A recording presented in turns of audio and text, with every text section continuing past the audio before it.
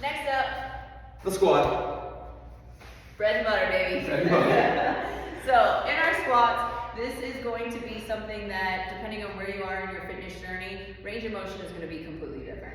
So we pride ourselves on the community and the culture that we have here at the gym, but this is one of those movements where you're not looking at what the person next to you is doing because it's going to be different, right? So here are your cues and what you should be paying attention to as you progress into your squats.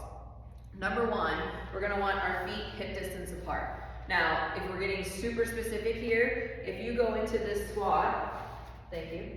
If you go into this squat and you're like, ooh, knees, like that doesn't really feel too good. But if you turn your toes from here to here, and now you squat, and that feels much better on your knees, that's what we're gonna encourage you to do, right? It's not one size fits all here. So we're gonna play around with that foot placement, figure out what works best for your body.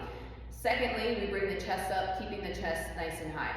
Typically, you'll be able to see yourself in the mirror. So what I'm going to say is if you have anything on your shirt, you should still be able to see that in the mirror, right? We want to keep the chest high, sit back into the heels, and then stand up nice and tall, making sure that we don't start doing this, right? So now we're coming into this dropped position, and we're not really getting the benefits of your squat, okay? So something that I like to cue myself on to really make sure that I'm getting glute activation as well as quads.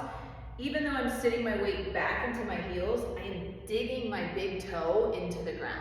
What that does is it keeps my foot planted, it activates the glutes and the quads to get the movement done, and then I stand up nice and tall. All right, so at the top, I would say a common mistake that we see would be the pelvic tilt forward, okay? So when you come into your squat and then we say squeeze your glutes at the top and you come up and you do this, you're actually losing tension, right? So if I stand at the side, so you can see a little bit better, come into my squat, stand up tall, squeeze my butt here, right? My pelvis is staying tucked and neutral under my spine rather than pushing my hips forward and I'm losing all the tension in my glutes. So one more time here, come into your squat, stand up, squeeze. Keeping the pelvis underneath of you and everything nice and line. Yeah. There's a lot to focus on with the squat, guys. Yeah, I mean, common things that I also see in class are, you know, people are a little bashful with their hips, so they're afraid to really push the butt out. We have to feel our glutes engage. These muscles must engage, you gotta feel them, or else you're going to be a little more, like, in fact, that pelvis tilt happens so frequently, right?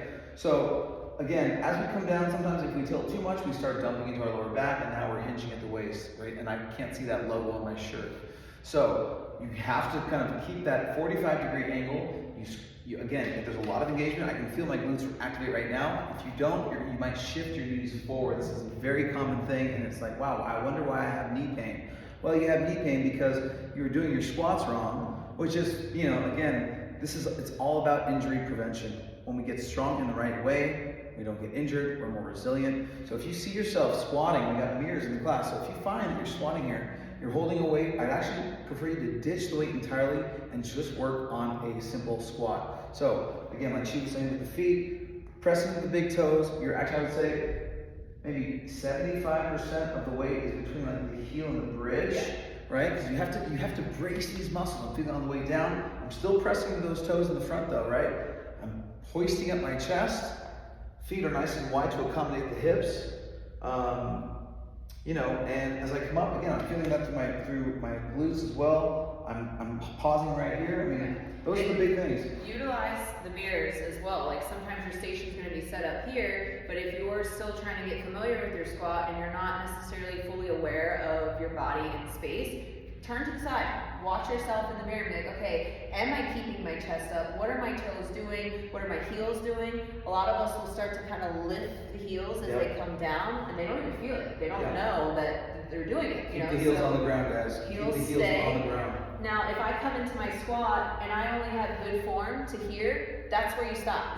That's it. There's no rule saying, oh, we need to get all the way down to here. Like, no, that's not the point. Exactly, and this is why we have the bench as well. So again, if you find that we're going super heavy on squats, like suitcase squats, we got out the 80-pound dumbbells, and we got some guys doing that, some girls, it's like, you know, that's why we have this bench out. The girls are definitely doing that. This one is definitely doing it. She wants more weight. So when we have the box, the bench for support, we really can take our time in terms of our feet placement. We're seated, our minds are clear. You know, if you ever find your feet touching this back part of the bench, you're way too back with the feet. You gotta have, you know, Right. more or less in line with the knees, right? And as we come forward, we can almost stay in this sort of that leaning forward stance because again that accommodates the hips. We're now going to stay in that proper form the entire way. So use the bench to your advantage and take your time at the bottom so you can really make sure that your feet are, you know, you're in position before we actually start the squat.